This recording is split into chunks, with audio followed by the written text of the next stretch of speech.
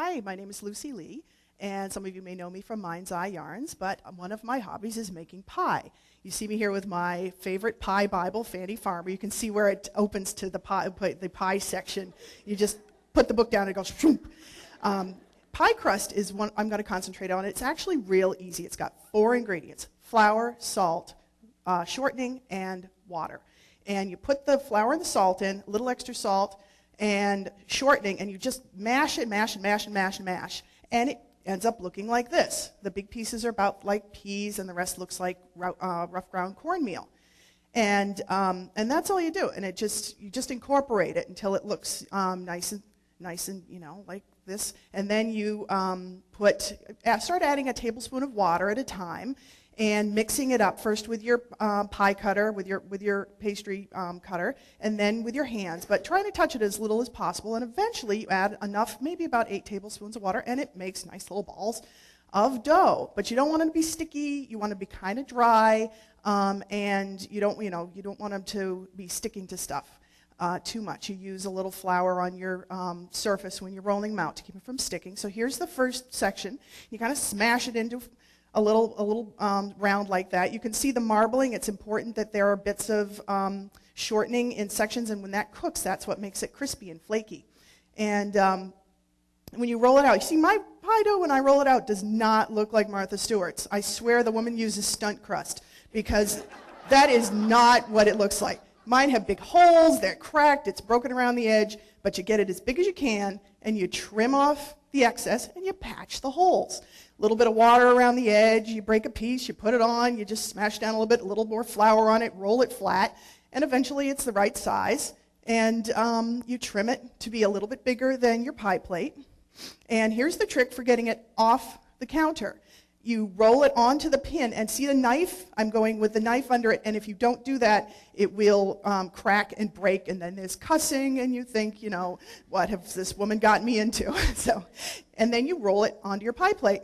I'm using an aluminum pie plate. A lot of people use a lot of different stuff. I'm a fan of aluminum since I bought a fancy pie plate, took it someplace, and never saw it again. So the crust is a little bit bigger than the pie plate. You just roll it onto the pie plate, and then you push it down in. It doesn't matter if it fits perfectly. Who cares? It's going to be on the inside of the pie. So fit it to the inside of the pie plate, and you press it down around the edge, and get it as nice and flat. And then you trim the edge. Save those pieces that are on there, because you're going to need those for patching the top crust. But you trim it right to the edge, all the way around, and then you wet your fingers. Water is like glue when you're making pie, and you run your fingers all the way around the edge, and you see it's patched, it's wrinkled, it's whatever. But the bottom line, nobody cares, because you made them pie. So, and then you put in the filling. I'm not going to talk a whole lot about filling this time, except if you want some tips on pie filling, you can send me an email or talk to me afterwards. You make the top crust even a little bit bigger yet if you've got a big mound of apple. You roll it onto the top and press it down, and then you cut it a little bit bigger, and then you fold it under. You can see I'm folding it under with my fingers. You do that all the way around. It'll help keep your pie from leaking all over the inside of your oven, because then there's smoke and then there's more cussing. So, and now you crimp it, and it's no magic to it. You take the fingers of your right hand and your index finger in your left, and you go, this is on the outside of the pie, this is on the inside, and you go like this, all the way around.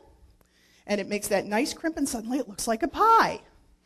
It also helps keep it from, leaking more. Then you poke some holes in it, because you have to let the steam out. Some people use pie birds or something like that, but those take up too much room in the pie. You want more room for fruit. And so, but you see it's wrinkled and all that, and then you put it in the oven. Notice the cookie sheet. The cookie sheet is key to keep there from being dripping and all that, because when this pie is done, it's going to bubble over some juice. And like I said, you don't want it all over the inside of your stove. But, and there's your pie all finished. You want to bake it till it's about golden brown. I follow pretty closely Fanny's cooking times, but you can experiment with your own oven and like that. And so go out and make some pie crust, because it's good stuff.